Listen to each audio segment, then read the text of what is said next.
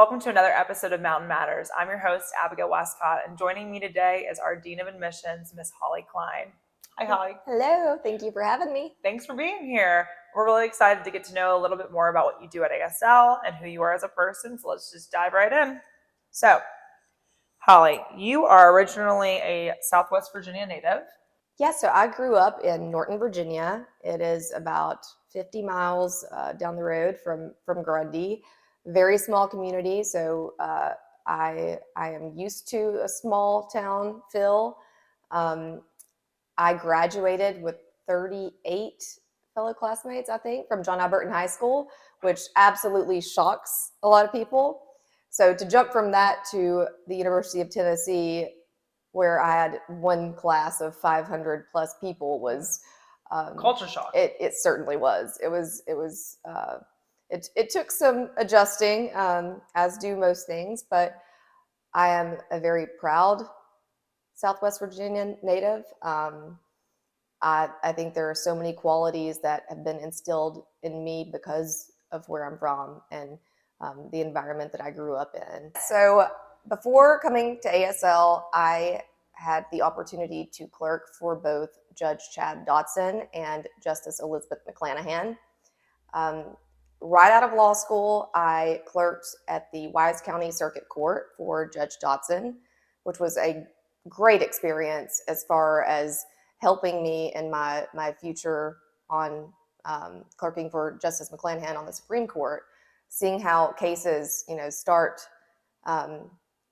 seeing how they progress through the system, starting at circuit court and then the appeal process was very helpful to then, go after 2 years of clerking for Judge Dotson to have the opportunity to go and clerk for Justice McClanahan. I guess in my second year of clerking for Justice McClanahan on the Virginia Supreme Court, she decided that she was going to come to ASL and be the dean of the law school. I had no idea what I was in for.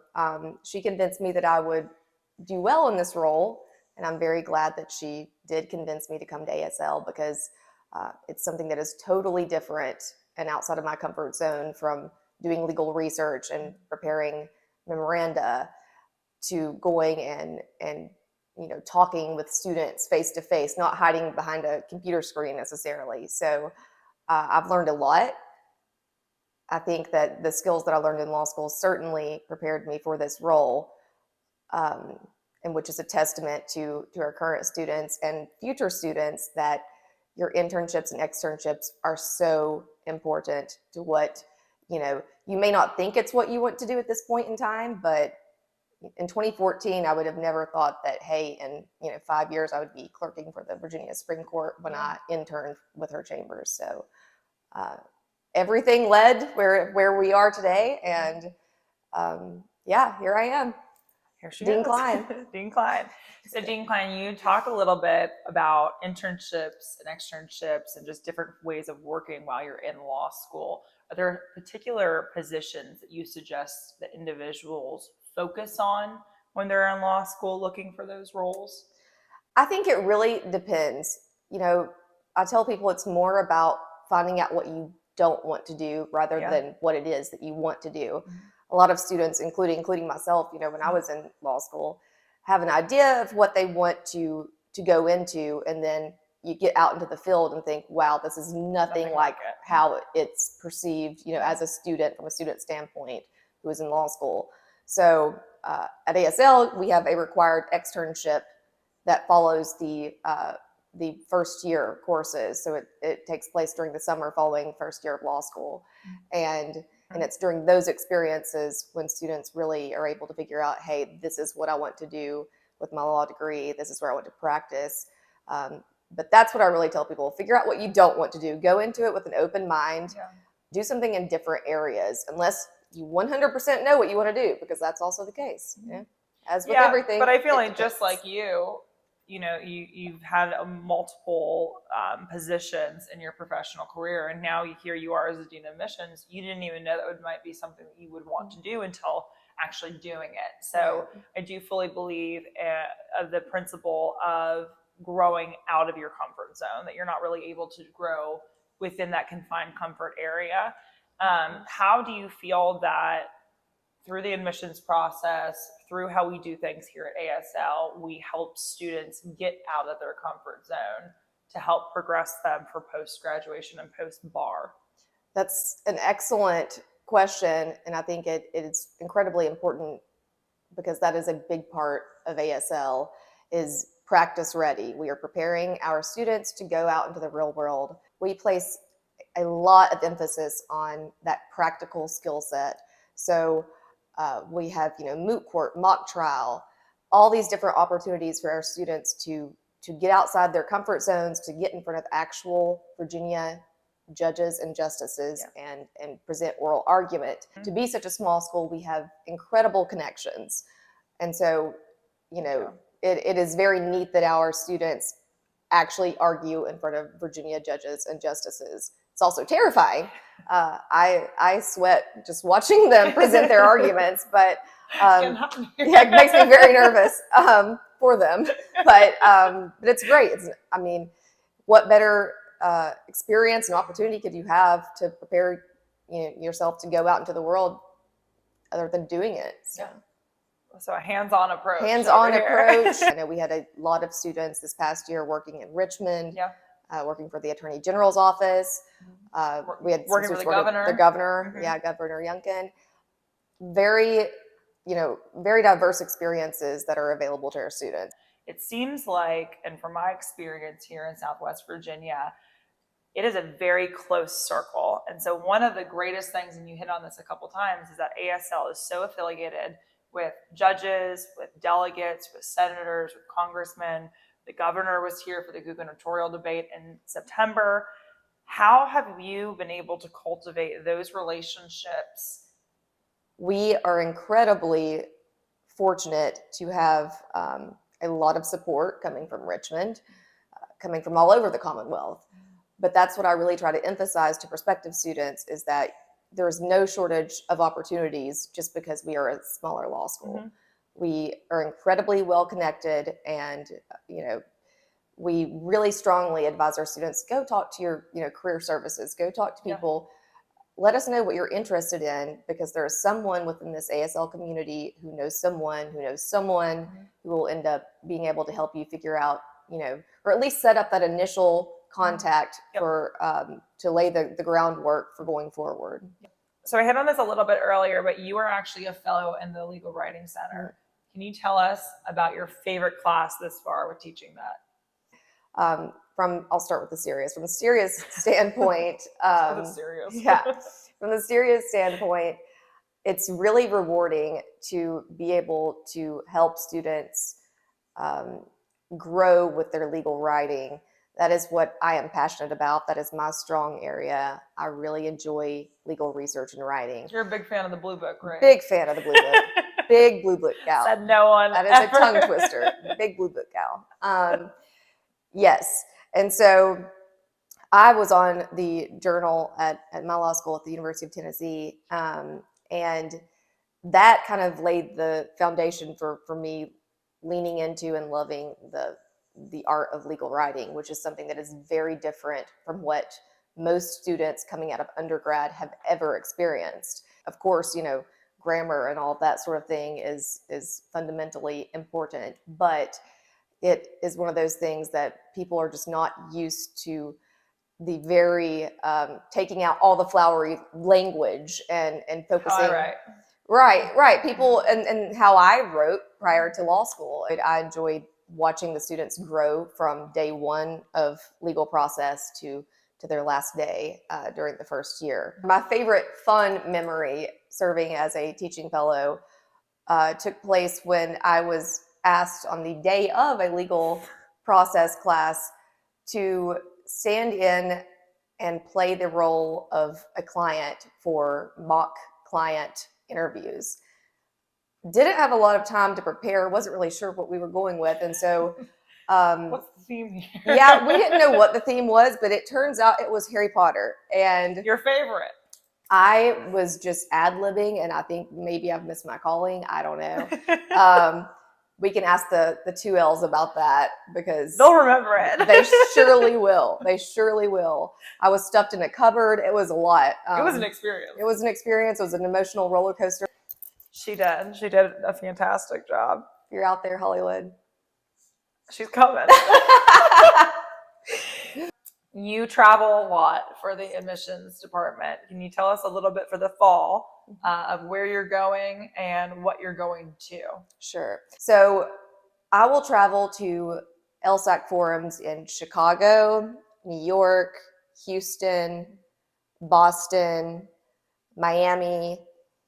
And those are usually all about 3 weeks apart. And then I kind of base the rest of my travel schedule around those big dates.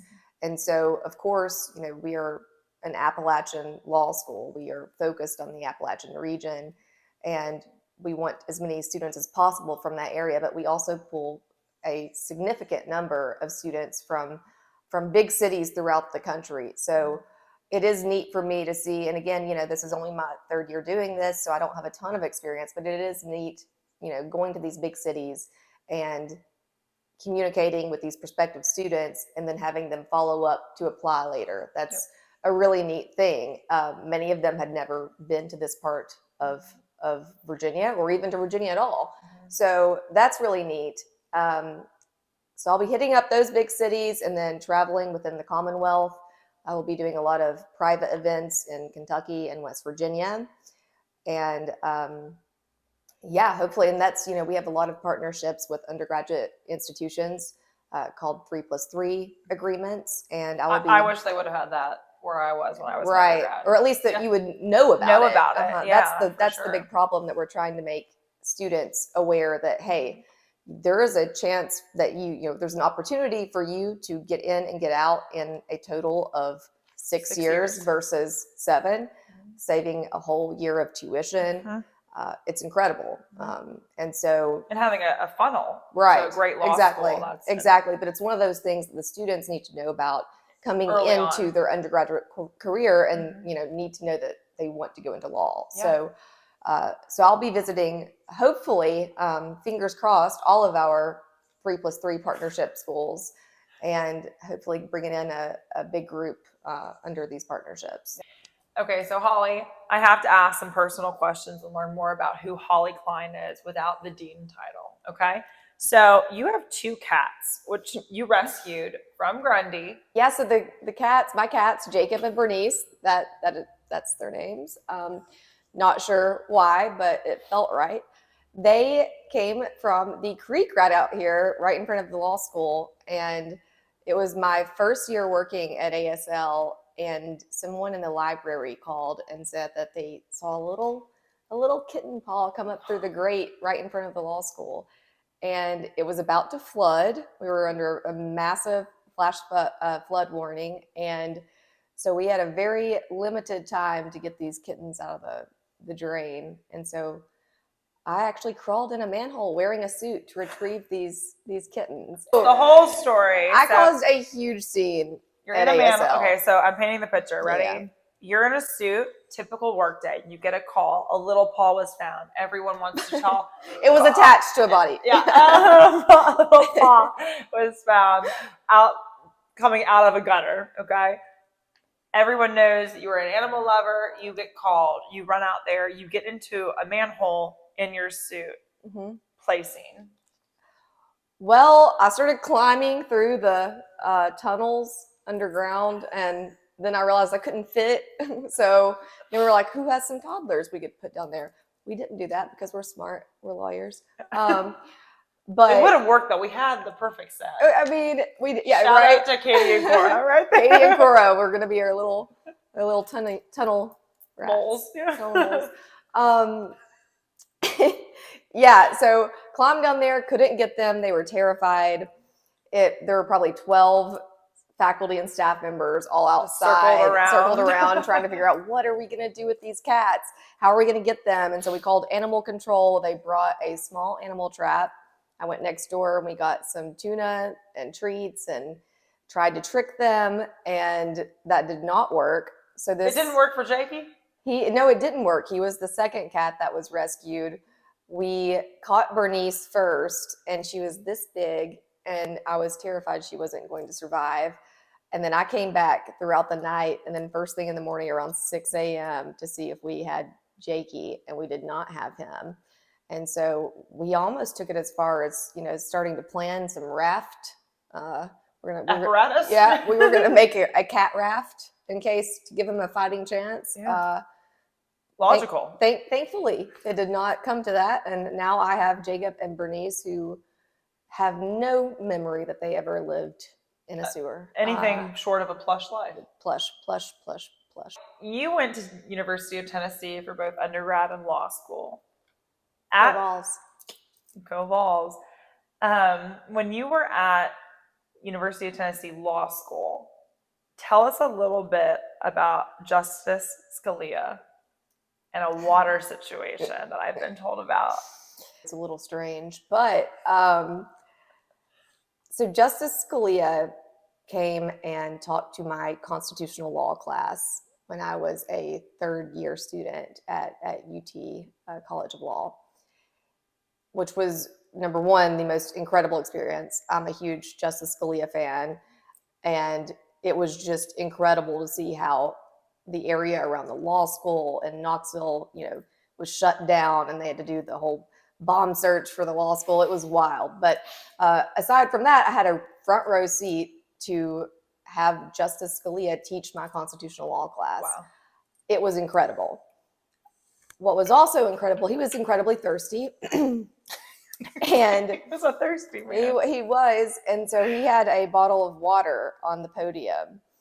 And after he left, he was going to go do some book signings or something. He left the room, and all the Secret Service people, whatever their official titles may be, they left. And, I was just kind of joking, like, hey, should we keep his water bottle as I don't know, memento, something like that.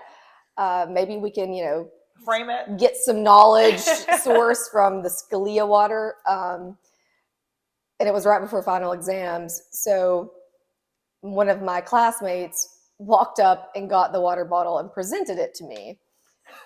I kept it throughout the remainder of my law school career because it's Justice Scalia. I mean, it was creepy. You were fangirling. I was a fangirl. I am a fangirl. That is very creepy. It actually came up and was mentioned in the graduation speech at my law school graduation.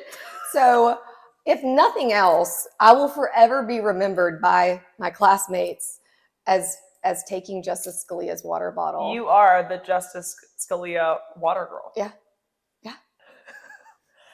We are all known for something. That's a story. You are a very big and avid Harry Potter fan. Yes. Okay. If you were to be one character from Harry Potter, whom would you be?